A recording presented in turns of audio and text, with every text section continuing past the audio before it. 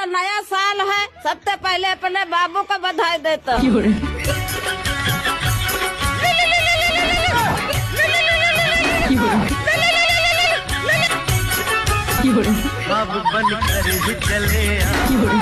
Hello. हाँ बाबू, happy नहर मेरी जान। Happy new year. क्या हुआ बाबू, तुम परेशान लग रहे हो? नहीं बाबू, ऐसी कोई बात नहीं है। इनको जल्दी से मिलने के लिए बोला।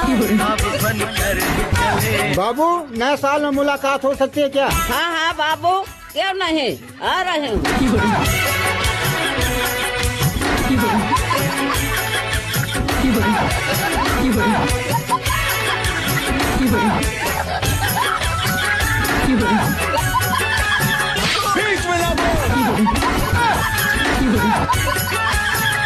तारे माँ